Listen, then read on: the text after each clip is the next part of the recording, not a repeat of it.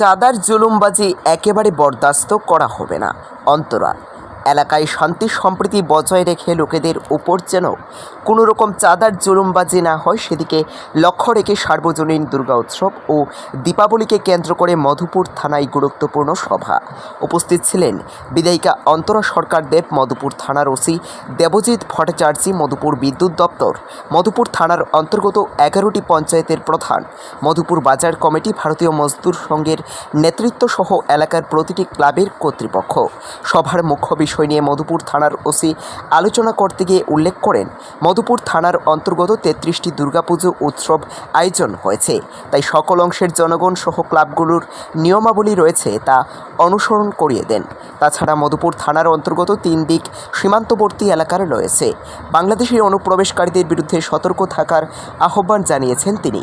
বিধায়িকা অন্তরা সরকার দেব সকলের উদ্দেশ্যে আলোচনা করতে গিয়ে উল্লেখ করেন, কমলাসাগরে দুর্গা উৎসব থেকে শুরু করে কমলাসাগর কসবেশ্বরী মায়ের মন্দিরে উৎসব মধ্য দিয়ে সিপাহীজলা জেলার মধ্যে একটি সুনাম রয়েছে, তাই সকল ক্লাব কর্তৃপক্ষ ও মজদুর সংঘের নেতৃত্বদের উদ্দেশ্যে উৎসবগুলিতে যান চলাচল স্বাভাবিক রাখার আহ্বান জানিয়েছেন। তাছাড়া প্রতিটি ক্লাবে দুর্গা উৎসবের সময় কোনো প্রকার যাতে অপ্রীতিকর ঘটনা না ঘটে তা যেন সজাগ দৃষ্টি রাখে ক্লাব কর্তৃপক্ষ, পাশাপাশি কারোর উপর যেন চাঁদার জুলুমবাজি না হয় সে বিষয়ে মূলত ক্লাব কর্তৃপক্ষ দায়িত্ব গ্রহণ করতে হবে।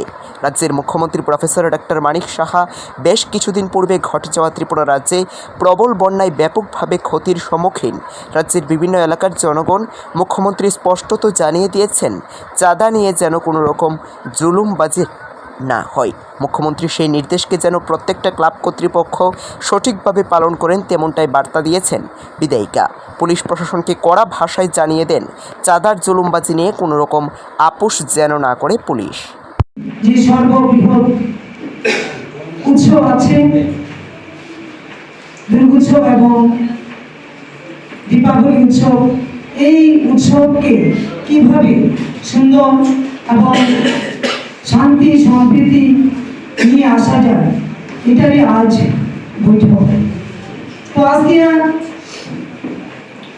আমি এখানে যারাই আছে প্রধান উপপ্রধানরা আছে, আমার বিভিন্ন ক্লাব এনজিও থেকে বা বিভিন্ন সোসাইটি থেকে যারা এসেছেন তাদের কাছে আমার একটাই বার্তা থাকবে যে আমরা সবাই সুন্দরভাবে যেন কমলাসাগর বিধানসভার যে ঐতিহ্য আছে, কসবেশ্বরী মা আমাদের মধ্যে বিরাজ আছেন, আমরা যেন সবাই ভাদ্র মেলা বা আমাদের যে বিভিন্ন অনুষ্ঠানগুলো হয় সুন্দর শান্তি সম্প্রীতিতে হয়, আগামী দিনও যে আনন্দ মুখরিত দিন আসছে ওইগুলির জন্য সবাই সুন্দরভাবে মিলেমিশে সুন্দরভাবে পালন করি। আমাদের রাজ্যের জনপ্রিয় মুখ্যমন্ত্রী শ্রদ্ধেয় ডক্টর প্রফেসর মানিক সাহাজি সবাইকে